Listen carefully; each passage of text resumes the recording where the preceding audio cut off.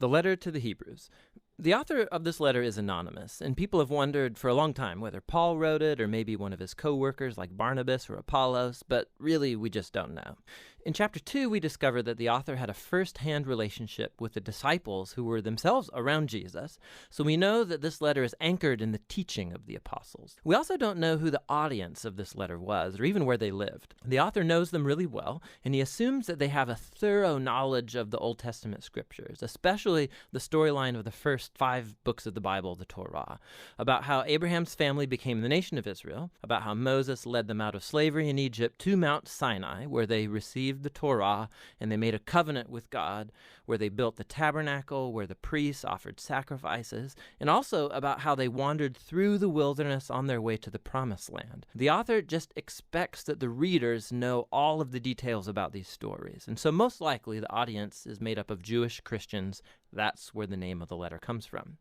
We also have clues from chapter 10 that this church community was facing persecution and even imprisonment because of their association with Jesus. Some in the community were walking away from Jesus and abandoning the faith altogether.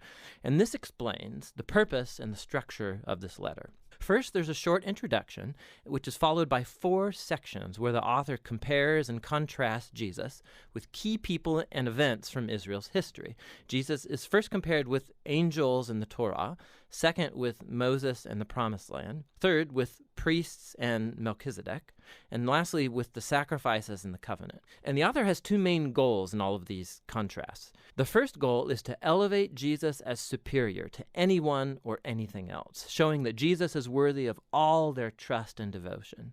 But his second goal is this: it's to challenge the readers to remain faithful to Jesus despite persecution.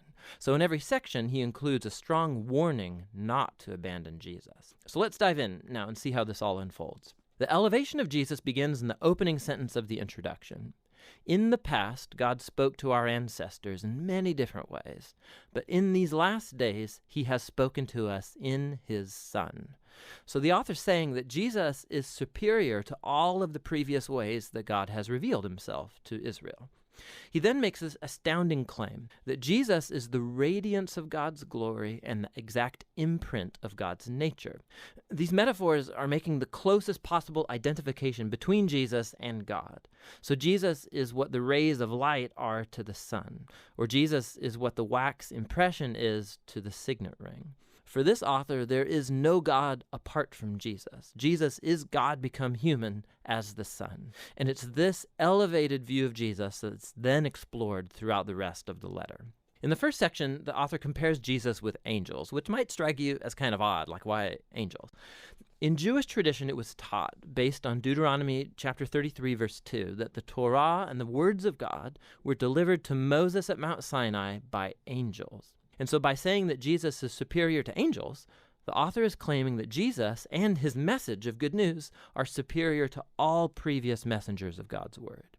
And so the first warning flows from this very point.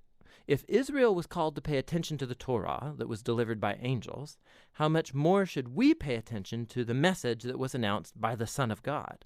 And not only that, given Jesus' status high above the angels, how remarkable is it that he gave up that high status to become human, to suffer, and to die?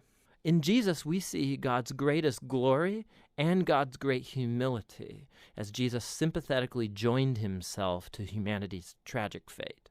In chapters 3 and 4, the author moves on to argue that Jesus is superior to Moses, who led the people of Israel through the wilderness and built the tabernacle. Jesus is also the leader of God's people, but in him we see not the builder of just a tent, but of all creation. Then the author retells the story of how the Israelites rebelled against Moses in the wilderness, and they lost their chance to enter into the rest that God offered them in the Promised Land. And so here comes the second warning. If Jesus is greater than Moses, how much higher are the stakes if we rebel against him? We also are in a wilderness-like environment where we have to trust God for the future rest in God's new creation. So let's make sure that we don't rebel like Israel did in the wilderness and lose out on God's gracious offer to enter his new creation. In chapters 5 through 7, the author then compares Jesus with Israel's priests that come from the line of Aaron. Their role was to represent Israel before God and to offer sacrifices that atoned for or covered over the sins of the people. But, he points out, the priests were themselves morally flawed people, and so they constantly had to offer sacrifices for their own sins as well as for everybody else's.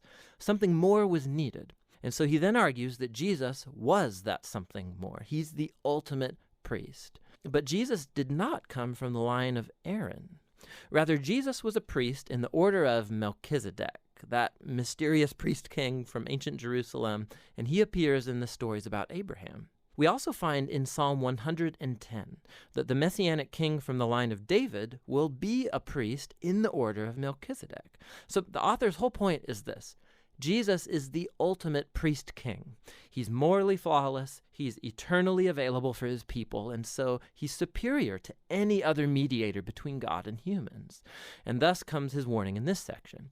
To reject Jesus is to reject one's best and only chance to be fully reconciled to God, so don't do that. Which transitions us into the last comparison in chapters 8 through 10. The author shows how Jesus' death on the cross was the ultimate sacrifice, superior to all the animal sacrifices offered in the temple.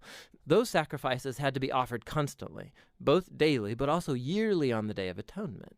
Jesus offered his life once and for all, and it was sufficient to cover the sins of the whole world. And so the author warns the audience from walking away from Jesus. It's like turning your back on a gracious offer of God's forgiveness. Why would you do that?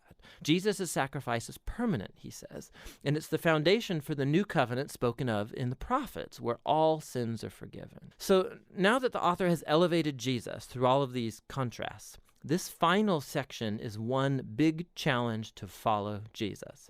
So think big picture. In Jesus, they have found God's very word. In Jesus, they have hope for the new creation. Jesus is their eternal priest. He's the perfect sacrifice. And so now they should follow all the great models of faith found throughout the story of the scriptures, and they should remain faithful to Jesus, trusting that despite whatever hardship and persecution, God will not abandon his people. That's the basic flow of thought throughout the letter, which the author calls right here at the very end a brief word of exhortation. Here's a couple of extra tips for reading this letter. Whenever the author quotes from the Old Testament scriptures, which is like every other sentence, stop and go look up the reference and read that quotation in its original context. And sometimes you'll be puzzled, but more often you'll see all kinds of extra cool connections that you would never notice otherwise. It's totally worth the effort. You should also just know that these warning passages, they're going to make you uncomfortable, and that's kind of the point. They're not there to make you afraid. They're there to show you that rejecting Jesus is foolish because he's so awesome. These warnings all serve the larger purpose of the letter, to show that Jesus is the ultimate revelation of God's love and mercy. And that's what the letter of the Hebrews is all about.